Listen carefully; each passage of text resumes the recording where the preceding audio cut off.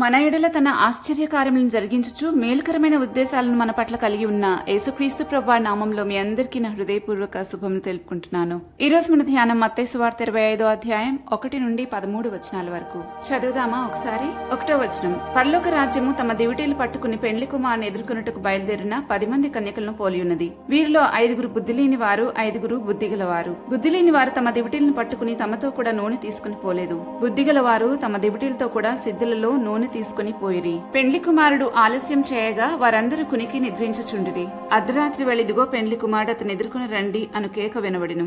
అప్పుడు ఆ కన్యకలందరూ లేచి తమ దివిటీలను చక్కపరచురు గాని బుద్ధిలేని ఆ కన్యకలు, మా దివిటీలు ఆరిపోవచ్చున్నవి గనక మీ నూనెలో కొంచెం మాకీడని బుద్ధి గలవారిని అడిగిరి. అందుకు బుద్ధిగల కన్యకులు, మీకును మాకునిది చాలదేమో, మీరు అమ్మవారి యొద్దకు పోయి కొనుక్కునుడని చెప్పిరి. వారు కొనబోచుండగా పెండ్లి కుమారుడు వచ్చెను. అప్పుడు సిద్ధపడి ఉన్న వారు అతనితో కూడా పెండ్లి విందుకు లోపలికి పోయిరి. అంతటి తలుపు వేయబడెను. ఆ తర్వాత తక్కిన కన్యకులు వచ్చి, అయ్యా అయ్యా మాకు తలుపు తీయమని అడగగా అతడు, మిమ్మల్ని ఎరగనని మీతో నిశ్చయముగా చెప్పుచున్నానను. ఆ దినమైనను గడియైనను మీకు తెలియదు గనక మెలకువగా ఉండుడి. మత్తయి సువార్త 24వ అధ్యాయంలో ప్రభు తన రాకడ ఎలా ఉండబోతుందో చెప్తే 25వ అధ్యాయంలో అదే విషయాన్ని ఇంకా స్పష్టంగా 10 మంది కన్యకల ఉపమానం ద్వారా వివరిస్తూ ఉన్నారు. ఈ ఉపమానము సంఘానికే చెప్తున్నారు. ఎందుకంటే సంఘమే పెండ్లి కుమారుని కోసం ఎదురు చూస్తుంది కాబట్టి, సంఘాన్ని ప్రభువు పెండ్లి కుమార్తెగా సంబోధించారు కాబట్టి. మొదటిగా ఇక్కడ మనకు కన్యకల విభజన కనబడుతుంది. 50% బుద్ధిగల వారు, 50% బుద్ధి లేని వారు. 2వ వచనంలో మనం అదే చూస్తాం.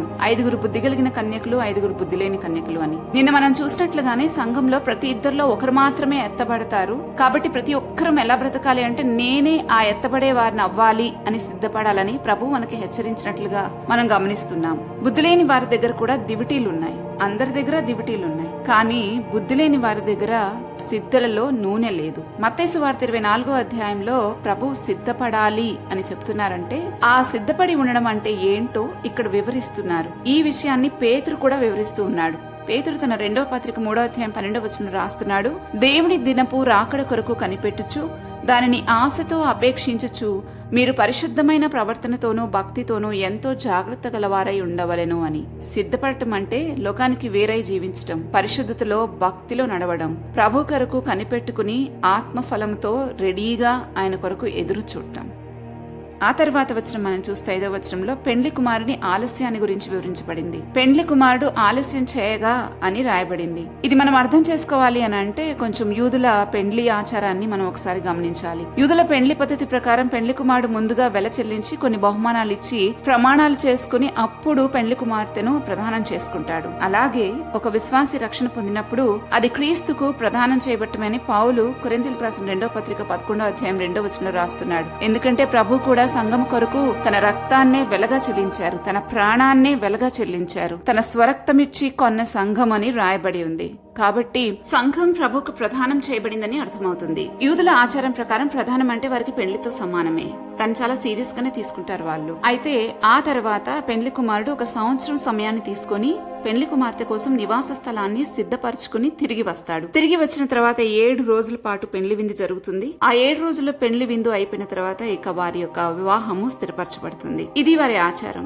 ఈ ప్రకారంగానే యేసుప్రభు వారు కూడా సంఘంతో చెప్తున్నారు. యోహాను సువార్త 14వ అధ్యాయం 2-3 వచనాల్లో, మీకోసం స్థలం సిద్ధపరచి వెళ్తున్నాను, స్థలం సిద్ధపరిచి మళ్ళా తిరిగి వచ్చి మిమ్మల్ని తీసుకుని వెళ్తాను, అప్పుడు నేను ఎక్కడుంటానో మీరు కూడా అక్కడే ఉంటారు అని ప్రభువు యూదుల పెండ్లి కుమారుడు చెప్పినట్లుగా చెప్తూ ఉన్నారు. క్రీస్తు కూడా మన కోసం స్థలం సిద్ధం చేస్తా ఉన్నారు. అయితే మీకు ఒక అనుమానం రావచ్చు, మరి 1 సంవత్సరమే కదా యూదుల పెండ్లి కుమారుడు వెయిట్ చేసేది, తిరిగి వచ్చేది 1 సంవత్సరం లోపే కదా.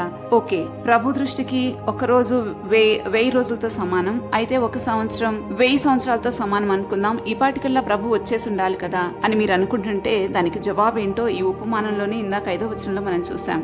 ఆయన ఆలస్యము చేయగా అని. అయితే ఆ ఆలస్యం ఎందుకో కూడా పేతురు వివరిస్తా ఉన్నాడు. పేతురు రాసిన 2వ పత్రిక 3వ అధ్యాయం 9వ వచనంలో, ప్రభువు ఆలస్యం చేయవాడు కాదు గాని అందరూ మారు మనసు పొందవలన కోరుతూ దీర్ఘశాంతం గలవాడై ఉన్నాడు అని. కాబట్టి ఆయన రాక ఆలస్యం అవుతుందనిపించినా అది ఆయన మాట తప్పినట్లు కాదు. ఆయన కృపతో మనందరినీ రక్షించాలనే ఉద్దేశమే. పైగా ఆయన ఇక్కడ చెప్పారు ఆలస్యం అవుతుంది అని. ఇంకా ఆ తర్వాత చూస్తే అర్ధరాత్రి పూట ఒక కేక వినపడుతుంది. 6వ వచనంలో చూస్తాం, అర్ధరాత్రి వేళ ఇదిగో పెండ్లి కుమారుడని కేక వినపడటం. ఇది పరిశుద్ధాత్మ యొక్క కేక. ఆయనే మనల్ని మేల్కొల్పి ప్రభువుకి అప్పచెప్పడానికి సిద్ధపరిచేవాడు. అందరూ లేచారు, కానీ బుద్ధి లేని వారి దగ్గర నూనె లేకపోవడంతో వారి దివిటీలు ఆరిపోయి ఉన్నాయి. చాలా మంది ఈ నూనెను పరిశుద్ధాత్మగా అర్థం చేసుకుంటారు, కానీ మనం పరిశుద్ధాత్మని కొనుక్కోలేము కదా. ఈ విషయాన్ని మనం గమనించాలి. ఇక్కడ బుద్ధి కలిగిన వారు బుద్ధి లేని వారికి మీరు వెళ్లి కొనుక్కోండి అని చెప్తున్నారు. ఎవరు కూడా పరిశుద్ధాత్మను కొనుక్కోలేరు. పరిశుద్ధాత్మను వరంగా పొందగలరు, అంతేగాని మనం వెల చెల్లించి కొనుక్కునేవాడు కాదు పరిశుద్ధాత్ముడు. అపోస్తుల కార్యాలు 8వ అధ్యాయం 20వ వచనంలో మనం ఈ విషయాన్ని చూస్తాం. కాబట్టి నేను అనుకుంటాను, ఆత్మఫలం ఫలించటానికి మనం వెల చెల్లించాలి, అంతేగాని పరిశుద్ధాత్మని కొనుక్కోవడానికి కాదు. కొనుక్కోలేము కూడా. ఆత్మఫలము ఫలించాలి అంటేనే మనం కొంత వెల చెల్లించాల్సి ఉంటుంది. అంటే మనం కొంత ప్రయాస పడాలి, మనం కొన్ని సాక్రిఫైసెస్ చేయాలి. సో కాబట్టి ఇక్కడ నేను నూనె అంటే ఆత్మఫలం, అంటే గలతీలకు రాసిన పత్రిక 5వ అధ్యాయం 22-23 వచనాల్లో చెప్పబడిన ఆత్మఫలం అని అనుకుంటాను. ఇలా ఆలోచించడానికి ఇంకొక కారణం కూడా ఉంది. అదేంటంటే, నేను మిమ్మల్ని ఎరుగను అని ప్రభువు 3 సార్లు 3 సందర్భాల్లో అనినట్లుగా వాక్యం సెలవిస్తా ఉంది మత్తయి సువార్తలోనే. ఒకటి మత్తయి సువార్త 7వ అధ్యాయం 23వ వచనంలో ఫలం లేని వారితో ప్రభు అంటున్నారు, నేను మిమ్మల్ని ఎన్నడూ ఎరుగను అని.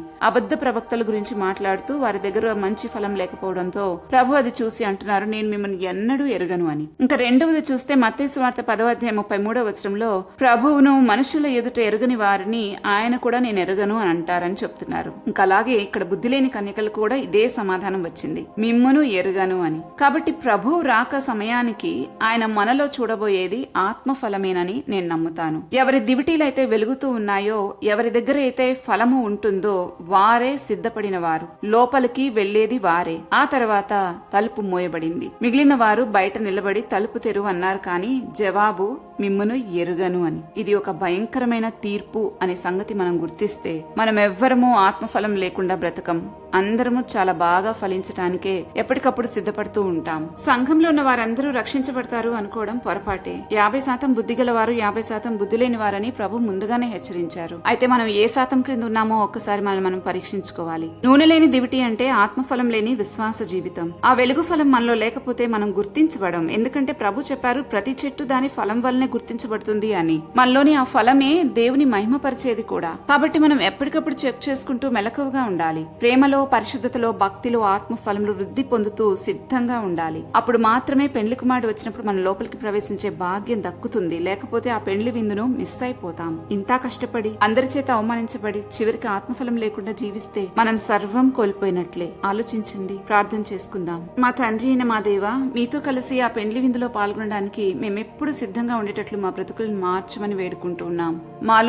మాకు వరంగా ఇవ్వబడిన పరిశుద్ధాత్ముడు మమ్మల్ని ఫలించటానికి నడిపిస్తూ ఉండగా మేము అడ్డమేమి చెప్పకుండా పరిశుద్ధాత్మ నడిపించిన విధంగా నడుచుకోవడానికి మాకు సిద్ధ మనసు దయచేయండి. మీరు వచ్చే సమయం ఆలస్యం అవుతుందని నిరాశ చెందక ఆసక్తితో ఆపేక్షించుచు ఎదురు చూడగలిగేలాగా, మేము వెలుగుతూ ఉండగలిగేలాగా మాకు సహాయం చేయమని వేడుకుంటూ ఉన్నాం. ఈ రోజంతటిలో ఎడబాయని నీ కృపతో కాచి కాపాడమని యేసుక్రీస్తు ప్రభువు నామంలో అడిగి వేడుకుంటున్నాము తండ్రి. ఆమెన్. మరుసటి ధ్యానంలో మరలా తిరిగి కలుద్దాం. అంతవరకు దైవాశీస్సులు. ఆమెన్.